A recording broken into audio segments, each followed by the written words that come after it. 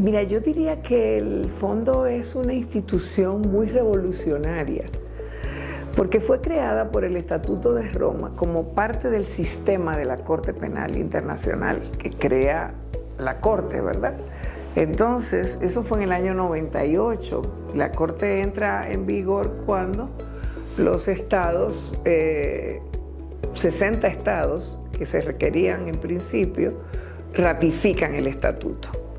Y ahí en el estatuto, y lo revolucionario que tiene es lo siguiente, o sea, bueno, la misma Corte es ya revolucionaria de por sí, porque la Corte es una demanda que se había hecho a la justicia internacional para que se pudiera condenar a los individuos que cometieran los crímenes más atroces contra la humanidad y que están tipificados como el genocidio, los crímenes de guerra, crímenes de lesa humanidad, crímenes de agresión.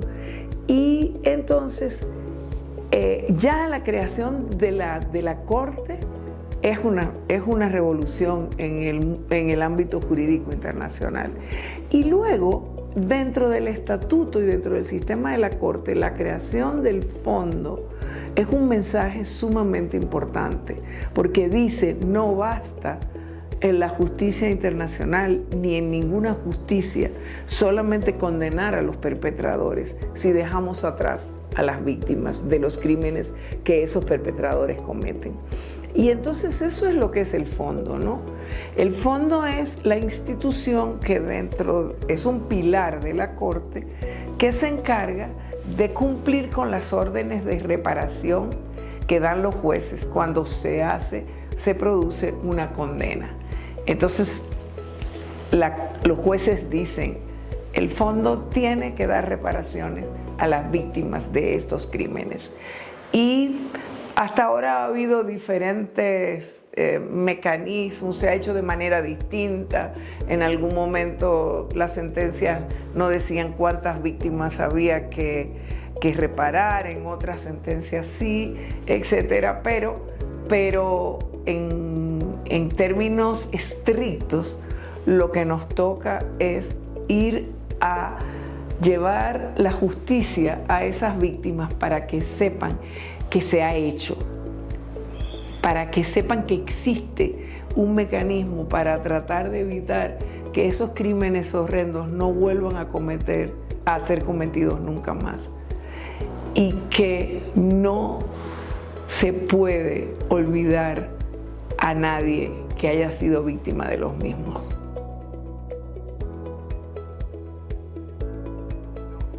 Están, como decía antes, el trabajo del fondo está ligado a las sentencias en lo que tiene que ver con las reparaciones, pero el fondo también lleva adelante programas que nosotros le llamamos hasta ahora de asistencia, que es una intervención que empezamos a hacer desde que se declara una situación, o que se puede empezar a hacer desde que se declara una situación, una investigación por parte del fiscal y los jueces lo asumen.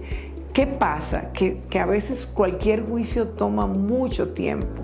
Entonces a veces nosotros hemos ido interviniendo en los países, identificando víctimas que se sabe que son las víctimas. Lo que no se ha todavía es, digamos, dictado la sentencia, o no se había hecho. Y entonces por eso hemos estado en algunos países a donde no ha habido condena. Pienso en Côte d'Ivoire. Pero en el caso de las sentencias de la Corte, digamos, de reparación, tenemos 5 programas de reparación en 3 países diferentes. Los 3, la primera sentencia de la Corte fue en el caso Katanga, en la República Democrática del Congo. Y el perpetrador, que fue Katanga, fue condenado a 12 años y el fondo terminó por primera vez ese programa de reparaciones. En este año hicimos el cierre por primera vez. Era el caso más pequeño que se ha tenido hasta ahora, 2.297 víctimas. Perdón, 1 millón de euros para 297 víctimas, 297 víctimas. También en el Congo está la sentencia contra Lubanga, que la Corte dio una orden de reparación para casi 3.000 ex niños soldados.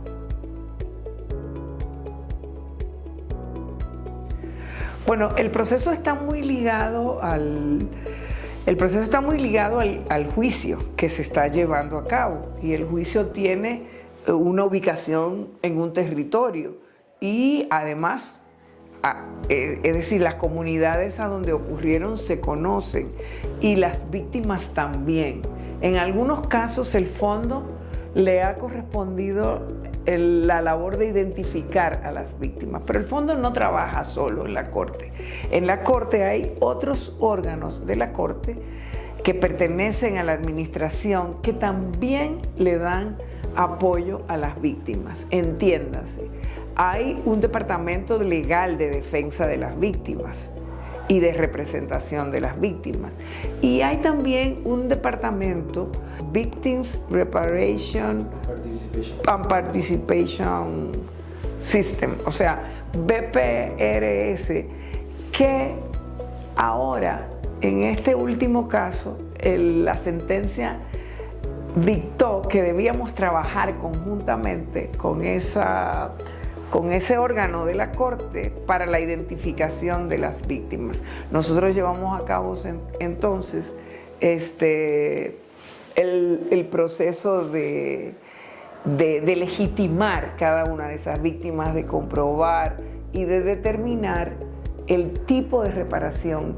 que habría que darle, porque hay gente que hay que darle un tratamiento de carácter psicológico, en general a todo el mundo que fue parte de esos crímenes, que los sufrió, quedan con traumas.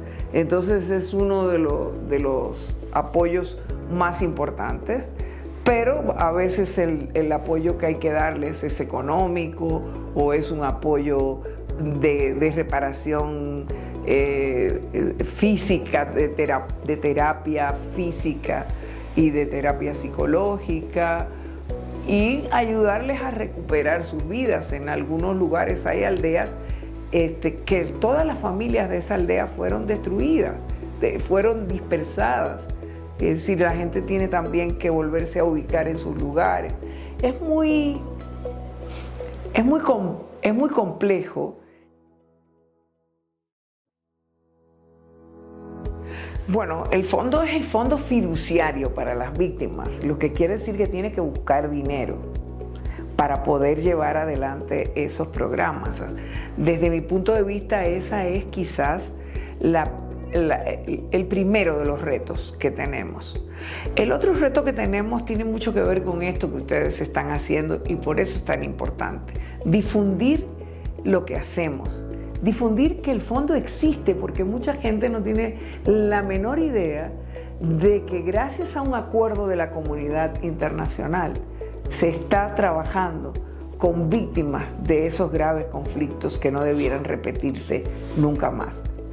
Entonces, es importante que se sepa la labor que estamos haciendo comunicacionalmente, pues darle visibilidad al trabajo del fondo. Y ahora en este momento, pues el reto es también especializar esa búsqueda de fondos, porque hay países que contribuyen, por ejemplo, y se sienten más inclinados a trabajar colaborando con las víctimas de violencia sexual, que hay la gran mayoría de víctimas en esos conflictos son precisamente las mujeres que sufren violación, las niñas. Entonces hay muchas mujeres víctimas. Sí hay países que quieren trabajar directamente con esas víctimas, pero hay cantidades de niños soldados que fueron secuestrados y fueron reclutados y fueron víctimas ellos mismos también, no solamente del secuestro, sino también de violaciones en esos campamentos a donde estuvieron por varios años siendo abusados. y hay países que quieren enfocar su colaboración hacia ese tipo de cosas. O está lo que contaba ahorita de la recuperación de la herencia cultural de un país, como es el caso de lo que ocurrió en Mali, en Timbuktu y en las áreas aledañas. Es decir, que estamos abiertos a esas contribuciones. Necesitamos buscar 30 millones de euros para poder atender a las 40.000 víctimas del caso de Onwen. Y esas víctimas son, así mismo, con ese rango tan variado de abusos, de crímenes que sufrieron. Hay miles de personas que perdieron un brazo, una pierna, algunos que fueron quemados vivos y que sobrevivieron casi milagrosamente, y esos casos los hemos visto. Y muchas mujeres que fueron embarazadas, por ejemplo, por las violaciones, y que después tienen que sufrir una doble victimización, porque entonces son discriminadas en sus propias comunidades cuando volvieron con esos hijos, esos propios hijos que también sufren la discriminación y que no tienen la culpa. Y eso es parte del trabajo que tenemos que hacer, y eso es parte de lo que nos toca, yo creo, como humanidad en este momento, como comunidad internacional, porque si no nos ocupamos de eso, no vamos a caminar hacia un mundo más justo, hacia un mundo donde las personas vivan con una dignidad que les fue pisoteada, desconocida, aplastada.